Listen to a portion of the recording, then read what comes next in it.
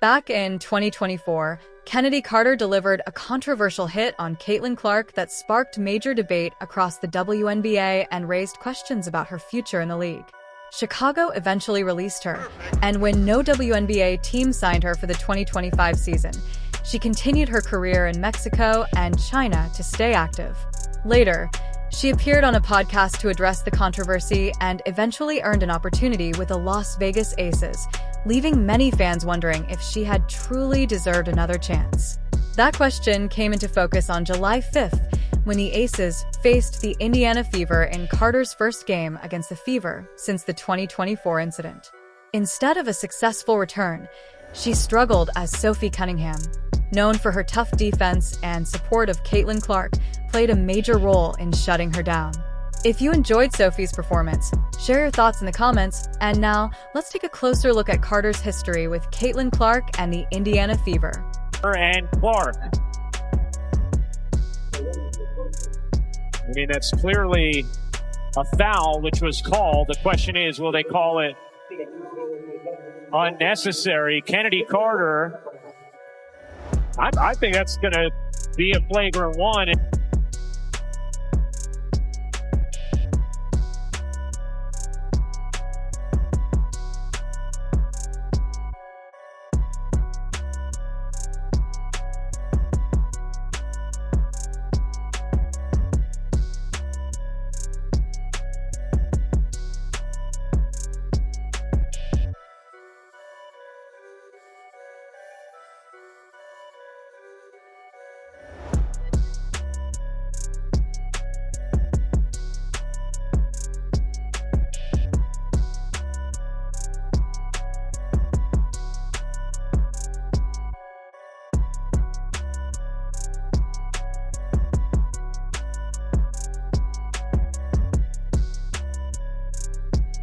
And Chennedy, just wanted to give you an opportunity to talk about that moment between you and Caitlin. What was that play, what was said, and kind of what led to. Next question. Yeah, play before it seemed like she turned to you a little bit. Yeah. After I ain't answering no Caitlin Clark questions. Did she say anything to you? I don't know what she said. What'd you say to her? I didn't say anything. That's enough. We're good. At the time, Chennedy Carter was averaging 17.5 points per game, but the Chicago Sky still chose not to offer her a new contract. That decision suggested the team believed the off-court issues outweighed her on-court production. Reports from around the league indicated that concerns about her behavior in the locker room had been building for some time, and this incident became the breaking point. One anonymous league executive reportedly described her value with a single word: radioactive. The message was clear, not simply that she was unpopular, but that teams were unwilling to take the risk that came with signing her. As a result, every one of the other 11 WNBA teams passed on the opportunity to bring her in, leaving her without a contract anywhere in the league. She needs to do whatever she can to get some help, get her anger under control, where she will not have another incident like the one where she slammed into Caitlin Clark, but she's out of the... Chennedy Carter's next stop was Mexico, where she played for Atletas de Chihuahua, before continuing her career in China with Wuhan Xingfeng. She performed at a high level there, averaging 31.4 points per game and earning Chinese League MVP honors. Those numbers showed she could still score at an elite level, but they did little to change how WNBA teams viewed her after everything that had happened. Later, Carter appeared on streamer Neon's podcast and spoke publicly about the hit on Caitlin Clark, describing it as a small, "I'm here" type of message, while also claiming she had been elbowed first, something she had not mentioned immediately after the game. She compared the incident to physical plays in the NBA, including Jeff Teague shoving LeBron James, arguing that tough play is part of basketball.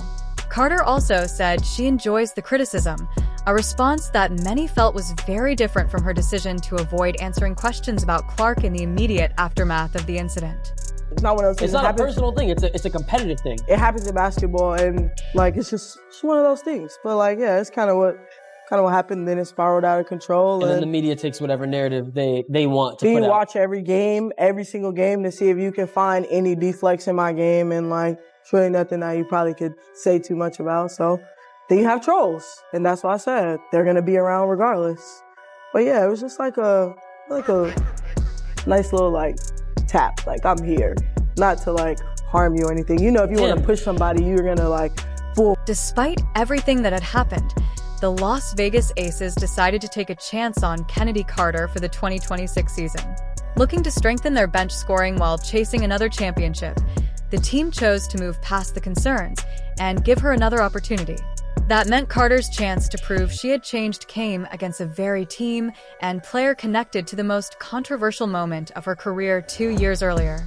At halftime, the Indiana Fever held a narrow 42-41 lead. With Caitlin Clark unavailable for Indiana and Aya Wilson out for Las Vegas, the game remained extremely close, as both teams matched each other through the first 2 quarters without either side gaining full control. Into the ball game for the Aces is Chennedy Carter, who is one of the front runners for 6th Player of the Year. She is the best scorer off the bench right now. The first half was exactly the kind of battle expected in a close game, with neither team leading by more than 6 points. Las Vegas fought back late in the second quarter, putting together a 7-0 run that erased Indiana's advantage and made the game even tighter. By halftime, Kelsey Mitchell had scored 12 points for the Fever, while Jewel Lloyd matched her with 12 for the Aces. Just before the buzzer, Lexi Hull knocked down a jumper that gave Indiana a slim 1-point lead heading into the locker room. Without that basket, the Fever would have gone into halftime trailing. Seconds to work with if they get it here. I would deny Kelsey Mitchell and not let her catch it. She's got it. Lloyd and Young make her give it up. Hull off the bounce, mid-range, got it. Indiana entered the game after a 7-day break, but head coach Stephanie White made sure the time was spent working instead of resting. Following weeks of attention after the Alyssa Thomas incident, the team focused on improving the basics, and Aaliyah Boston said the break was valuable because the busy schedule rarely allows time to reset and refocus. White also praised the team's strong week of practice, but that preparation didn't immediately show on the court. For most of the first half, Indiana looked rusty, and nothing suggested what was about to happen. The score was tied at 47 early in the third quarter before the Fever completely took over. Over the final 7 minutes of the period, Indiana exploded on a 21-8 run while Las Vegas struggled to respond. The Aces made just 3 of their 11 shots in the quarter and missed every 3-point attempt, while Indiana's defense created stops that quickly turned into fast break scoring opportunities. Fingertip in there. Loose ball, and Monique with the hustle play will get Mitchell a clean look, and she'll knock down the triple. Kelsey Mitchell was the driving force behind a run that turned a close game into a comfortable win. She scored 11 points in the third quarter alone, getting to the free throw line, attacking the defense as soon as she caught the ball, and constantly putting pressure on Las Vegas until its defense fell apart. Mitchell finished the game with 27 points, marking her 3rd straight game with at least 25 points, and her scoring surge came at the exact time the Aces desperately needed defensive stops but couldn't get them. What was your assessment of the second half? I feel like it was pretty active, good showing in the first, or would you point to unforced turnovers or offensive rebound battle there? What did you see in the second half? Boards definitely hurt us, but I thought we, quite frankly, ran out of gas. But we looked tired. Couldn't muster up enough energy to sprint into screens offensively. But the O boards definitely hurt us in the third quarter. Gets to be a compounding effect when you're not getting stops or they're getting second, third, fourth opportunities. It's just Las Vegas struggled badly from 3-point range, making just 4 of 19 attempts for only 21.1%, and their shooting continued to decline as the game went on. Indiana also controlled the boards, out-rebounding the Aces 39-30, including a dominant 13-6 advantage in offensive rebounds. After the game, Becky Hammon acknowledged that rebounding was a major problem and admitted her team looked tired in the second half. That fatigue showed in their inability to chase loose balls or close out on shooters, allowing Indiana's role players to keep adding to the lead. By the end of the third quarter, the Fever were comfortably ahead 68-55, and the outcome was largely decided. At the same time, another storyline was developing, as every time Chennedy Carter touched the ball during that stretch, she found herself facing increasing pressure that went far beyond the score. Talked about running out of gas, but in these second halves where things kind of fall flat for you guys, what are some of the commonalities that you're noticing? Well, in the third, like I said, I mean, our offense has to help our defense to a certain degree. That's the fastest team in the league, you know, so far as pace and push and pace. So when we're either taking quick shots or not good shots, you know, they're just off to the races and it puts your defense behind. Chennedy Carter finished the game with 0 points, a surprising result for a player who entered the night as the WNBA's leading scorer off the bench and had built a reputation as a reliable source of instant offense. With Aya Wilson unavailable, Las Vegas needed someone to step up and fill the scoring gap, which was one of the main reasons the Aces brought Carter onto the roster. Instead, she played 15 minutes, attempted only 2 shots, missed both, and ended the game with 0 points, 2 rebounds, 1 assist, and 1 steal. It wasn't simply an off-shooting night, because she never found any offensive rhythm. The player expected to provide an immediate scoring boost struggled to make an impact, and the Aces finished with a season-low 68 points as their bench offense failed to deliver when it was needed most. Black, Raven trying to go to work on her. Hines Allen swings it around to Cunningham. Top 5 in the WNBA from downtown. Sophie Cunningham spent most of the night matched up against Chennedy Carter, and it appeared to be part of Indiana's defensive game plan. Since both players came off the bench around the same times, Cunningham was there almost every time Carter entered the game, making sure she never got comfortable. She fought through screens, denied easy passes, and turned every possession into a physical battle, preventing Carter from finding any offensive rhythm. Instead of simply contesting shots, Cunningham limited Carter's opportunities to even receive the ball in good scoring positions by consistently beating her to the catch and forcing difficult situations. She also contributed on the other end of the floor, scoring 9 points while making 3 of her 6 three-point attempts. Her strong defensive effort combined with timely offense gave Indiana a valuable two-way performance that played an important role in the team's victory. Back, what's it like to have this kind of environment everywhere you're going, even when you're away from home? Man, I know a lot of teams say that every game is a home game. Sorry, I'm just saying if you got that charge call or not. But I really do believe that. I think Fever, we have the best fans in the W.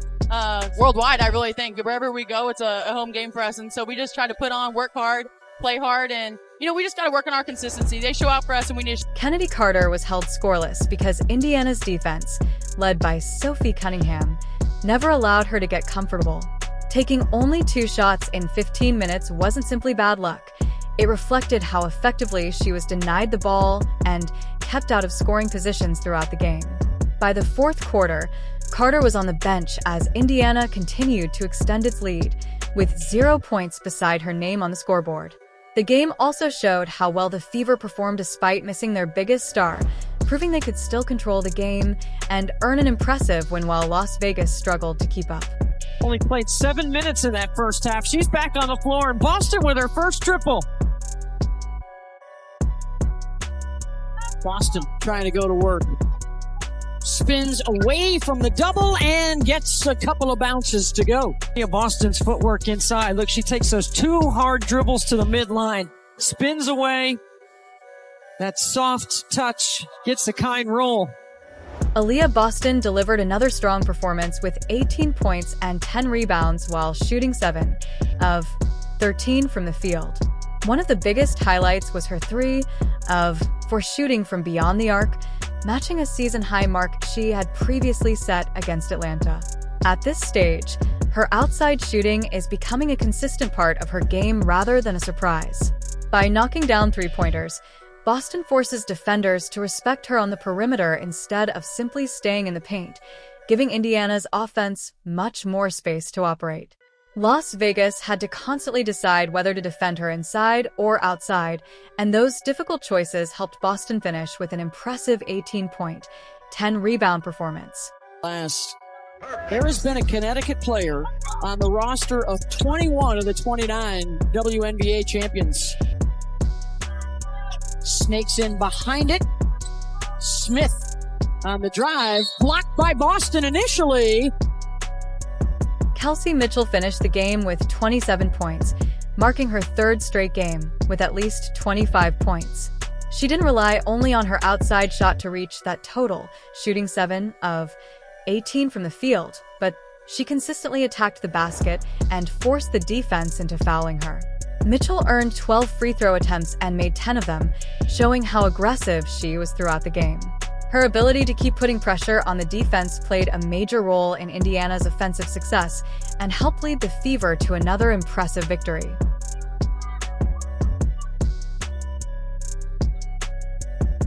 Mitchell off the screen to that left hand. Got a fingertip in there. Loose ball, and Monique with the hustle play will get Mitchell a clean look, and she'll knock down the triple. Harris will push 3 on 2. Billings leaves it for Mitchell. Good trail. Lexi Hull scored 10 points on 5 of 10 shooting, and her biggest contributions came with 2 clutch baskets at the buzzer. The first was a 14-foot floater at the end of the first half that banked in as time expired. Although it was initially waved off, officials reviewed the play and counted the basket, giving Indiana a 1-point halftime lead instead of sending them into the locker room trailing. In such a closely contested first half, that shot proved to be an important momentum boost. Hull later added another buzzer-beating basket late in the game, once again scoring as the clock expired and delivering 2 timely plays that energized Indiana while quieting the Las Vegas crowd.